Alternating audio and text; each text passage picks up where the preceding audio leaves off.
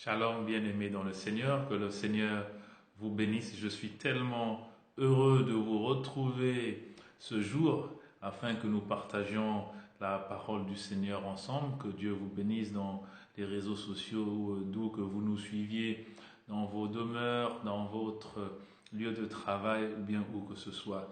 Que la paix du Seigneur. On a à peine une dizaine de minutes ensemble autour de la parole de Dieu. Je me présente, je suis le pasteur Wisdom. Et je suis très heureux de vous apporter la parole du Seigneur ce jour. En même temps, dans la foulée, je vous souhaite meilleurs vœux de cette année 2017 dans laquelle nous entrons bientôt et que le Seigneur vous visite abondamment.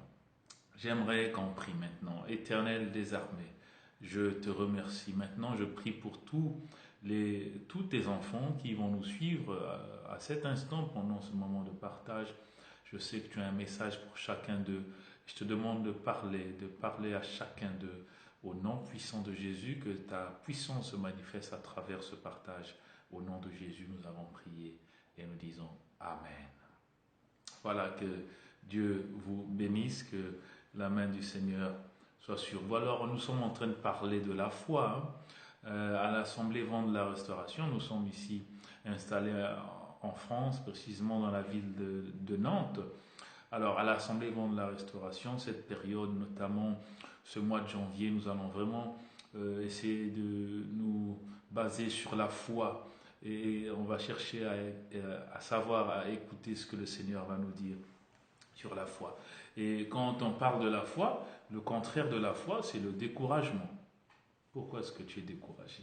Toi qui me suis sur ce réseau social, peut-être sur YouTube ou bien sur Facebook et tout le reste, je te pose cette question d'entrée de jeu. Pourquoi es-tu découragé? Tu ne dois pas te décourager parce que le découragement sera un ennemi pour la réalisation de ta destinée. Le Seigneur a des grandes choses qu'il a réservées pour toi. En 2017, je te rassure, mon frère, ma soeur, il y a des très très grandes choses qui t'attendent. Il y a des très bonnes choses qui t'attendent. Il y a des surprises agréables que le Seigneur a préparées pour toi. Mais le découragement, si tu acceptes le découragement, si tu laisses au découragement sa place dans ta vie, tu risques de ne pas atteindre la place, la destinée que le Seigneur a préparée pour toi. Ne permets pas cela. Ne permets pas que tu te laisses décourager. Non! Tu sais, dernièrement, notamment en France, là où nous sommes ici, il y a le chef de l'État, le président François Hollande, le président sortant. Il y a les élections en France dans quelques mois. Mais vous savez, nous le savons tous, le président François Hollande a désisté. Il a dit qu'il ne se présentera pas, qu'il ne se présente pas aux élections. Pourquoi? Sûrement parce que les sondages montrent que s'il se présente, il va perdre. Les sondages montrent peut-être qu'il est mal aimé. Les gens disent à gauche que ça ne marchera pas, patati, patata, ceci, cela. Et je suis sûr que tout ça a dû créer une sorte de découragement dans le cœur de notre président Hollande et qui a désisté. Mais qui sait, peut-être que c'était le plan de Dieu pour sa vie aussi, de faire 2 mandats. Qui sait? Qui sait, peut-être le Seigneur voulait aussi, l'avait prédestiné à faire 2 mandats. Mais le président Hollande s'est retiré. Il dit, je ne me présente pas, je n'ai pas envie de l'échec, je n'ai pas envie de la honte, je ne me présente pas. Et peut-être qu'il a raté le plan de Dieu.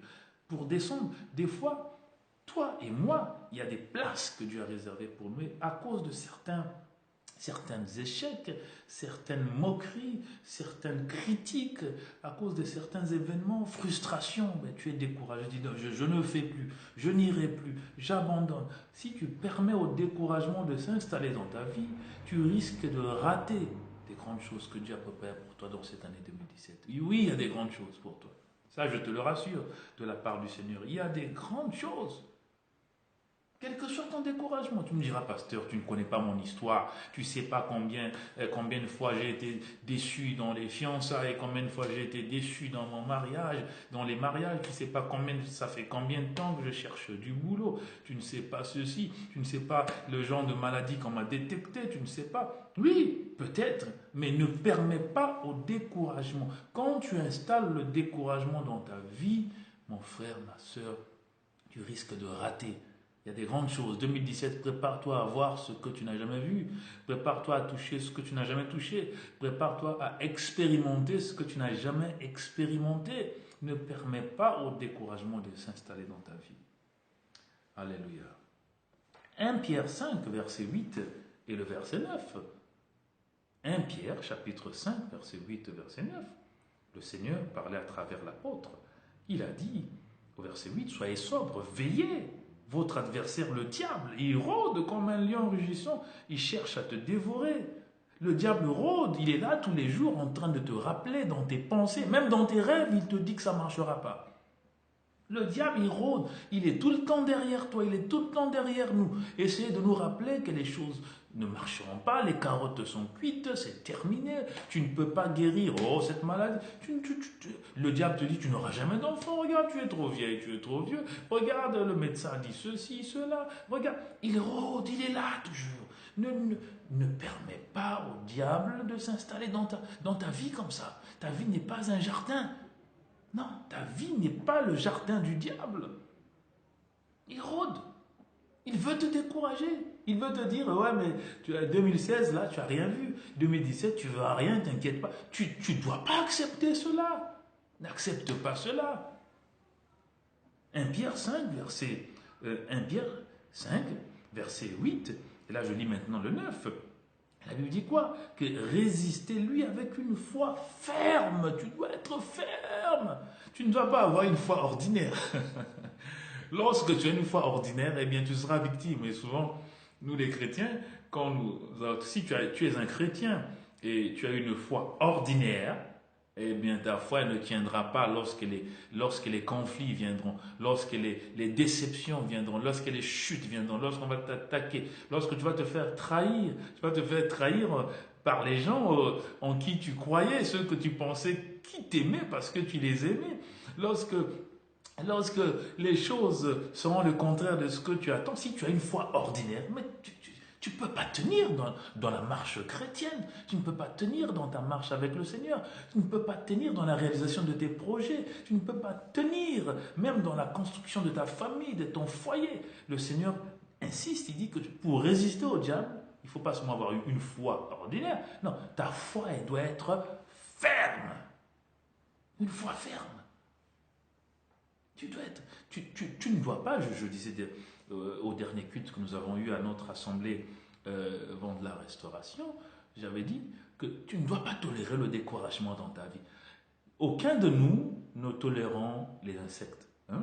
J'ai dit à l'assemblée dernièrement, si tu trouves un insecte sur ton lit avant de dormir, tu ne dormiras pas sur ce lit-là. Non, tu te rassureras de tuer le cafard ou bien l'araignée que tu as trouvé sur ton lit. Imagine, tu veux faire ton lit pour dormir, tu trouves un gros cafard. Oui, tu peux avoir peur. Ah, le cafard. Mais tu dois le tuer, tu ne peux pas dormir avec lui. Pareillement pour le découragement. Le découragement, c'est un insecte spirituel. Ne permet pas qu'il s'installe dans ta vie. Pourquoi tu dors avec lui? Non, avant de dormir, tu n'as pas à pleurer. Tu sèches tes larmes, tu te réveilles le matin, tu sèches tes larmes et tu détruis le découragement et tu continues dans ta vie parce que le Seigneur va faire des grandes choses dans ta vie. Imagine que tu veux prendre ton repas et tu ouvres ton assiette et tu découvres un insecte. Mais tu ne le laisseras pas là. Tu les chasseras, tu les éloigneras. Ne permets pas au découragement de s'installer dans ta vie. David avait beaucoup de combats dans sa vie, le roi David. Et David n'a jamais toléré le découragement. David parlait souvent à son âme. Tu sais que notre âme, notre homme intérieur, c'est là-bas que se passent souvent les choses dans nos pensées. On est découragé, on est fatigué, on est déprimé, on est dépressé. Ça ne marchera pas, ça ne marchera pas. David, lui, parlait à son âme. Il dit, mon âme, tu ne dois pas t'abattre, tu ne dois pas te décourager. Dans le psaume 42, au verset 6, le psaume 42, au verset 6, David a dit, mais pourquoi t'as battu mon âme? En d'autres termes, mon âme, tu ne dois pas t'abattre, tu ne dois pas te décourager. Tu dois espérer en l'Éternel. Regarde, si tu n'as personne pour t'encourager, encourage-toi toi-même. 2017, ce sera une année différente pour toi. Ça sera une année du surnaturel pour toi. David parlait souvent. Il parlait à son âme. Il se parlait à lui. Et toi, qu'est-ce que tu te dis? Tu te dis que des mauvaises choses. Tu dis que tu ne vas pas guérir. Tu dis que voilà, je suis trop vieille pour me marier, je suis trop vieille pour avoir des enfants, j'ai la ménopause. Qu'est-ce que tu te dis? David ne se disait pas n'importe quoi. David il se parlait, il s'encourageait. Tu dois t'encourager. Tu ne dois pas te laisser mourir. Alléluia. Alléluia. Le découragement, le diable utilise le découragement pour t'empêcher d'atteindre le plan de Dieu dans ta vie. Le diable utilise le découragement. Tu dois voir des grandes choses. Tu dois voir. Cette année 2017, oh, tu te vois déjà guéri.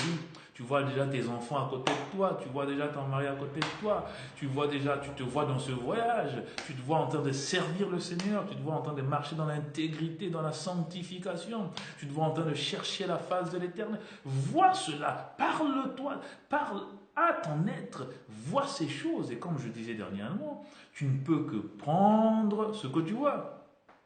Tu as ton téléphone en ce moment, bien tu es devant ton ordinateur, tu l'as pris parce que tu l'as eu.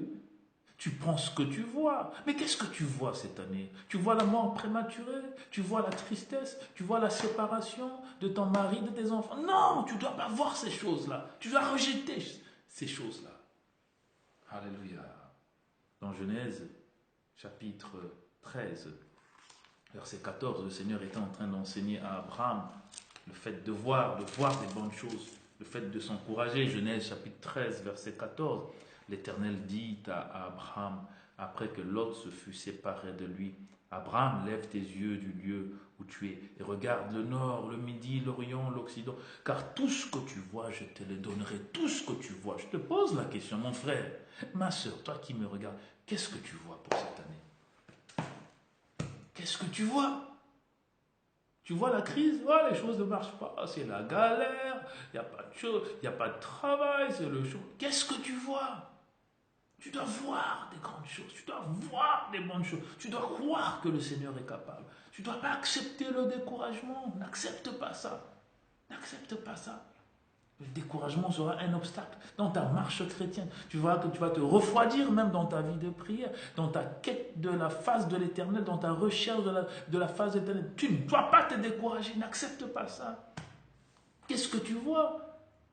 Ne sois pas intimidé par ton présent. Et c'est par là que je vais terminer. Ne sois pas intimidé par ton présent. Ne sois pas intimidé par ton présent. Pour la dernière fois, je répète, ne sois pas intimidé par ton présent. Ton présent, c'est un menteur. Oui, tu vis peut-être dans un studio. Tu as même plus d'économie. Ton compte, il est vide. Et le diable te dit, mais ton compte, il est vide. Tu es pauvre. Tu es un vaurien. Non!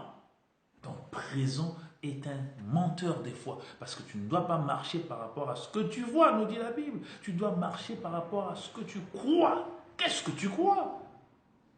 Et c'est ce que dit la Bible, et ce sera le dernier passage à cause du temps. 2 Corinthiens 5, au verset 7. On connaît tous ce passage par cœur. 2 Corinthiens 5, au verset 7.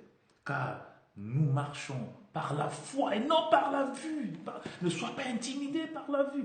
Tu as un rapport médical qui est négatif. Qu'est-ce qu'on t'a dit? Que tu as le cancer, que tu as le VIH, que tu as l'hépatite, que tu as ceci, cela.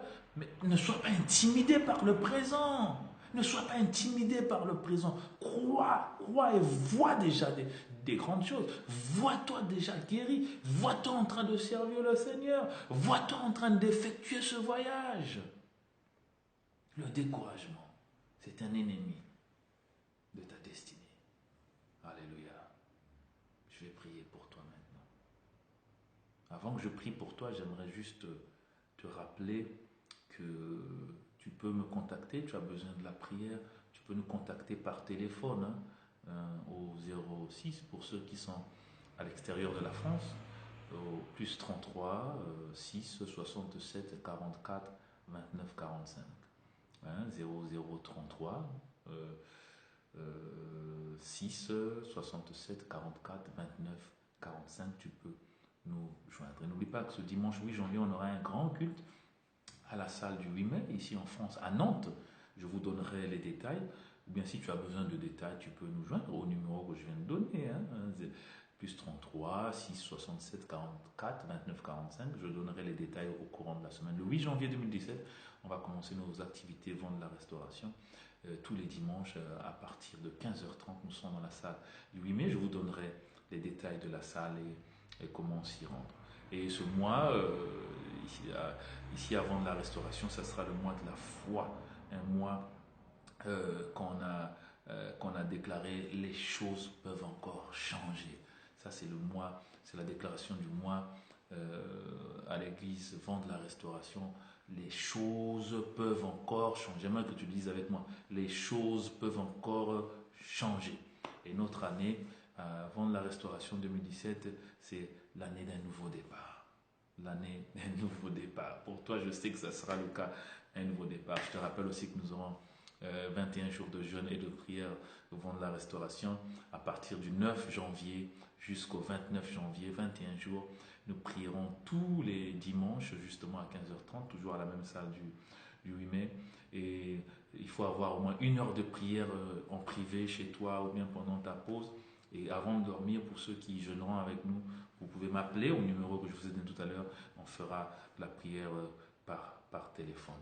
Que Dieu vous bénisse. Je vous attends donc le dimanche 8 janvier pour notre culte, pour ceux qui peuvent. Et le reste, le téléphone est là et les réseaux sont là. J'attends que vous commentez, que vous partagiez cette exhortation de temps en temps. Nous, par la grâce du Seigneur, nous reviendrons toujours vers vous. Seigneur, je remets tous tes enfants qui nous ont suivis. Que ta grâce repose sur eux et que ta main soit sur eux au nom de Jésus-Christ. Amen. Meilleurs vœux, que Dieu vous bénisse et à très bientôt. Merci, au revoir.